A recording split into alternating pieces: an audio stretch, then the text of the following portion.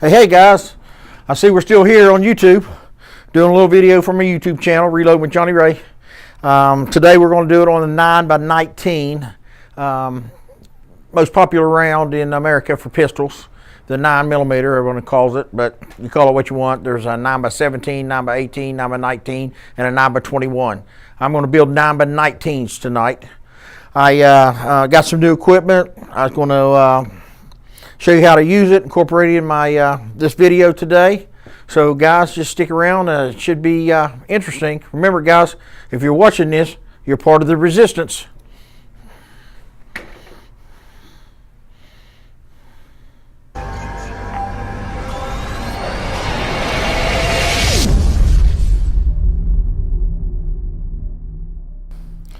All right, as always, go over to my book. I'm going to use 124 grain full metal jacket, round nose. Actually, the full metal jackets I'm using are copper plated, but I'm going to go with blue dot. Blue dot. Starting charge is 4.8, ending charge is 6.6. I'm going to use right here at 6. All right, guys, 6.1 is 1,050. Remember, guys, if you shoot copper-plated bullets and they spin more than 1,400 feet per second, a lot of times you'll rip the copper plating off the lead. And of course, like I said, I'm going to use blue dot, and I always use Federal primers. Okay, I shoot Glocks and I reload, and I've got a 2.5 pound striker spring in my Glock. So unless I use those Federal soft primers, I don't always get a consistent ignition.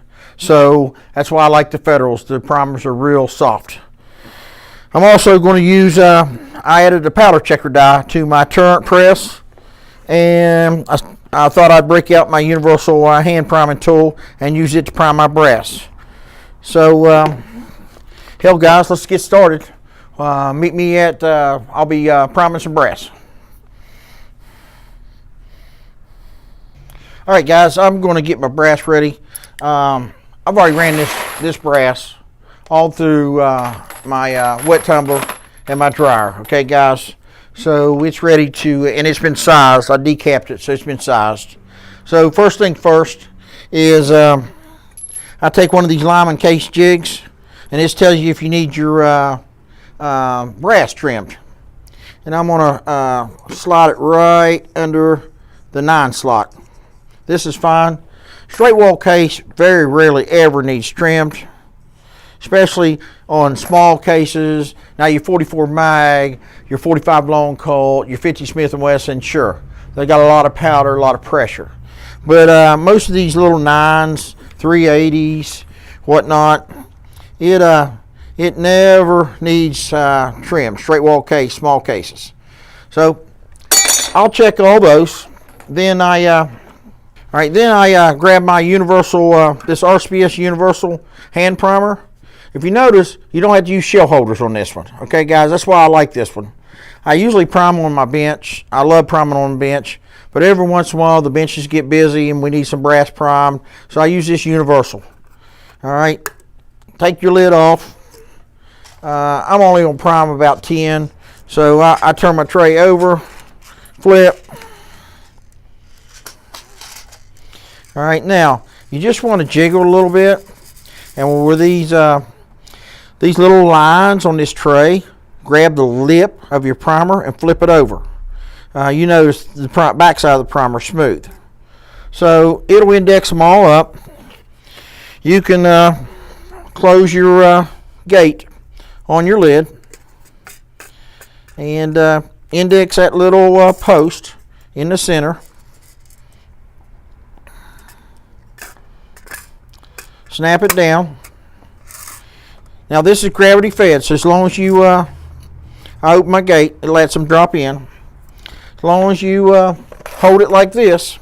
Now these jaws are pretty universal. I think from 32-20 to like 45 long Colt, they'll accept it. Just slide it up in the jaws, squeeze it, release. You got a primer. Now, probably the second biggest question I get asked is, well, what's wrong with my primers, how do I know if my primers are seated right, and whatnot. Of course, the first is how to size my brass and get my brass sized right. But the second is, and it's got a real simple test. All right, you saw me just seat that primer. Set it on something solid and flat. As long as it's not wobbling, then it's good. It's standard. It's straight A. It's the way it's supposed to be. Empty. Slide it up in my jaws. Squeeze. Set it on my flat level platform base. It's not wobbling. It's fine. All right, guys, I'm going to go ahead and prime some of these, and then we'll get to the press, and we'll start loading some ammo. I'll meet you at my press. All right, guys, I added this powder checker die to my turn press. Okay, it's simple. RCBS sells them.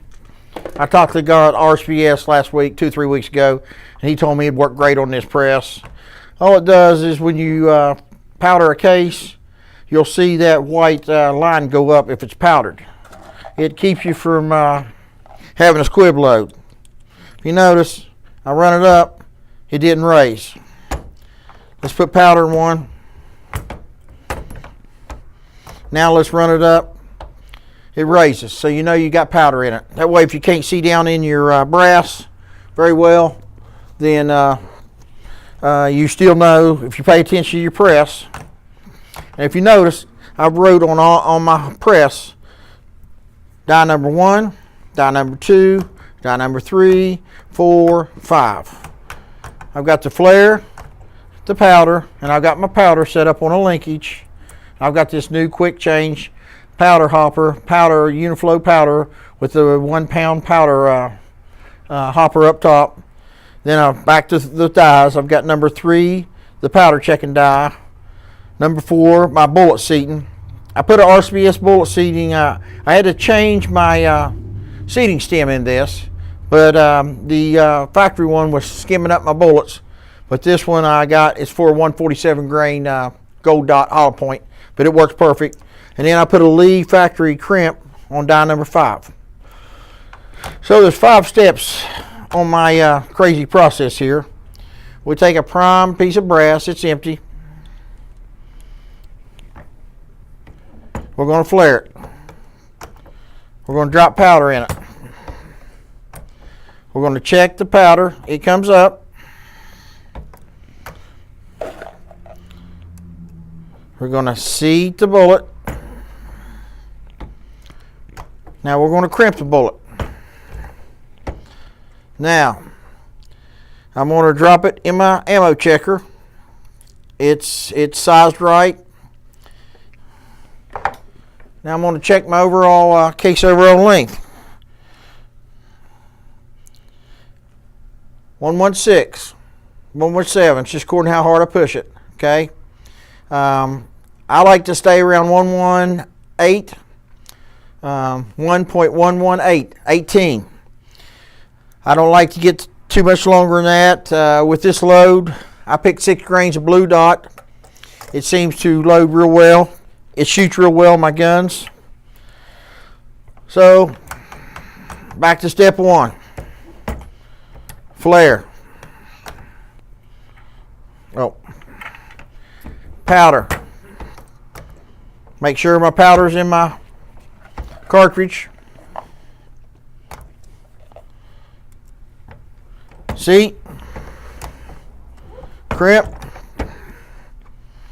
Now, of course, you're not going to check every one of these, but I check like every 10th one. But of course, on camera, I'm at 114, 114 and a half. I check on camera just to show you guys.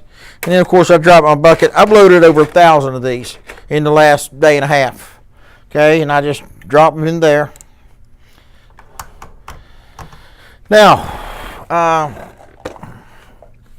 I got my scale here. Let me flare this. Well, this is empty.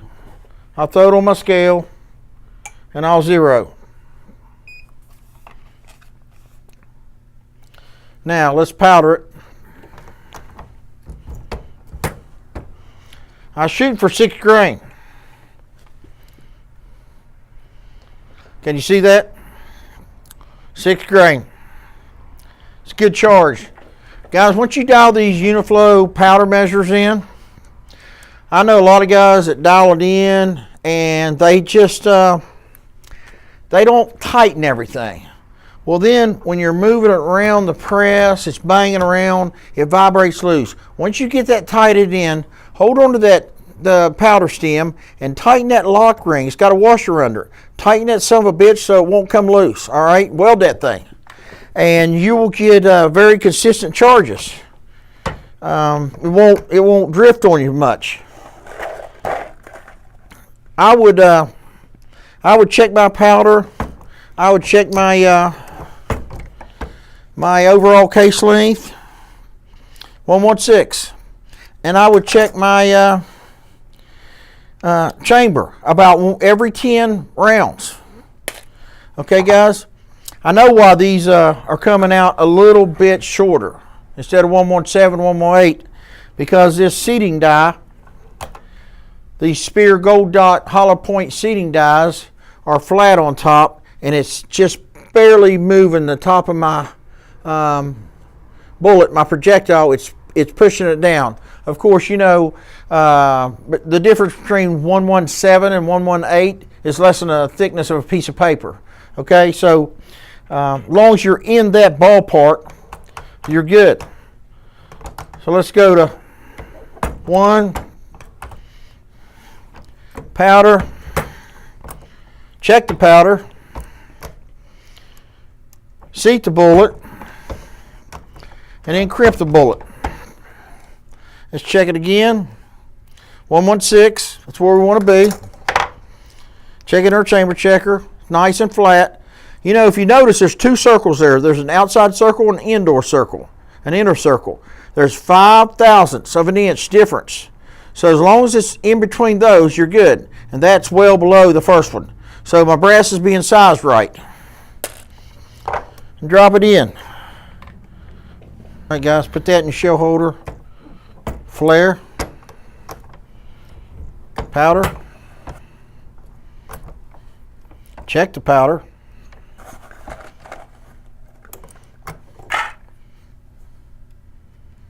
seat the bullet, crimp the bullet, loaded case.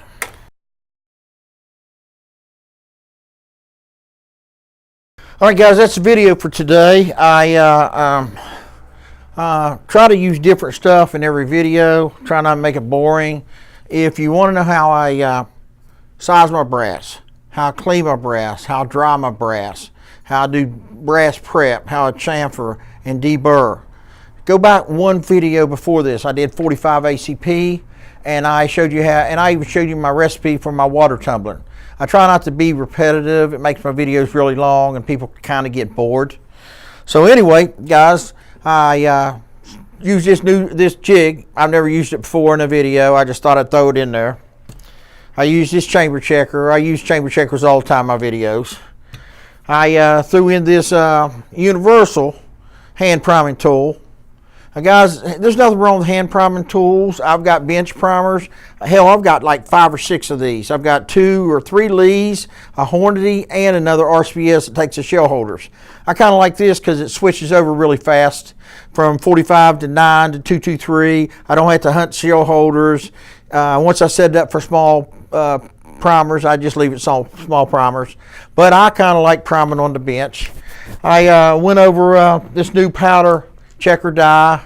It's in my turret press, you know, showing you, you know, how it tells you if you got a negative load or not.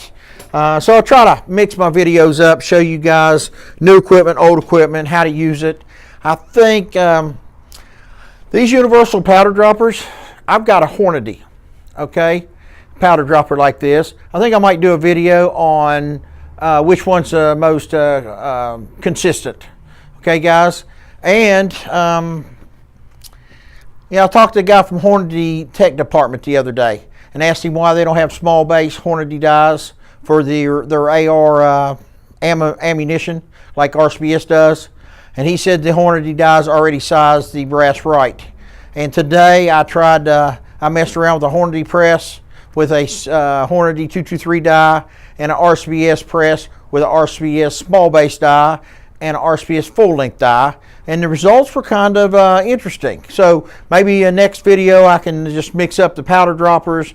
The other day I did a video on the RCBS powder dropper versus the Hornady. So I'm just trying to go over information on equipment that you guys might want to know. That way you don't end up buying something you don't like. But the biggest danger of all this bullshit is the biggest danger of all this is me rambling on forever. Okay, guys? I don't want to bore the hell out of you. But I want to get some information out there that you guys can use.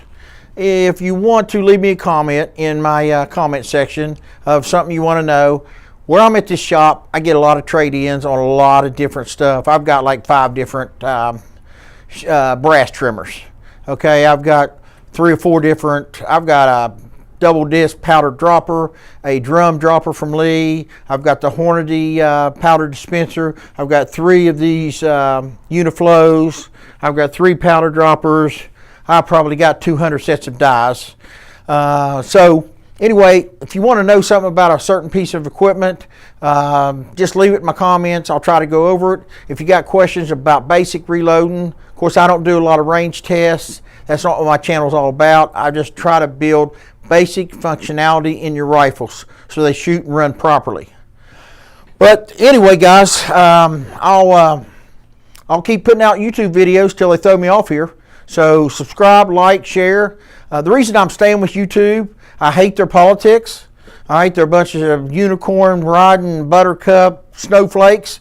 But it seems like everybody knows what YouTube is. You can get on your TV, your computer, your phone, hell, anything you've got, your laptop, your iPad, iTouch, and hell, and you can broadcast it to a TV. Okay, so it's the most used network out there for videos like this. That's why I'm sticking with it.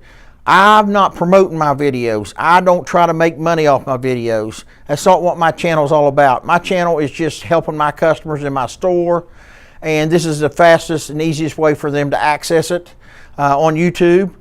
So if people in California, or I got a friend in Australia, Martin, I've got a friend in Canada, Casey, they send me a lot of comments. They actually call my store, talk to me, ask me questions.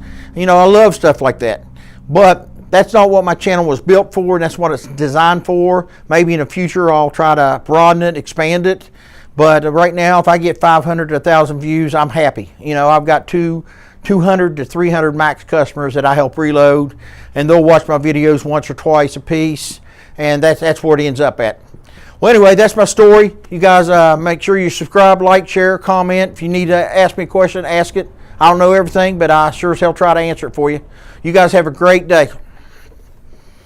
About these people walking into an ambush. Well, they didn't know those gas was back there and it was leaking like hell. So we got the fire department look behind me.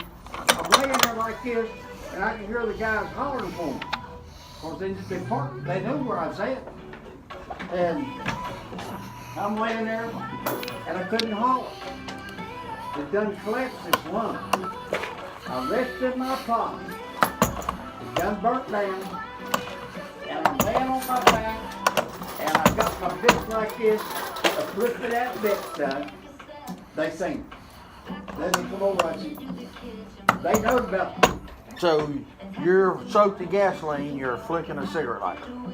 No, the gasoline was my boot. I done got it off. And you're flicking a cigarette lighter. But he didn't burn his boot. I didn't burn it. So they come over there. They went and called Bardsville Fire Department, got back there. They put it all out before we got to the gas well. So now they're going to take me off the damn mountain. They didn't have 4-wheeler. They took me on the damn straightboard and carried me off. So road you down. Channel 13, Channel 3 was up. It went nice. 5 acres, clear right up to me. And I took that stick and I brushed everything back about that part from me. The leak. Burnt right up to it. I thought, I wasn't worried about dying. I was worried about people coming up the hill walking in an ambush. That's, to me, that's what they would have had. They didn't know nothing about it. They should have charged you with arson. Setting on a hill on fire. That's what I would have done. They didn't do that.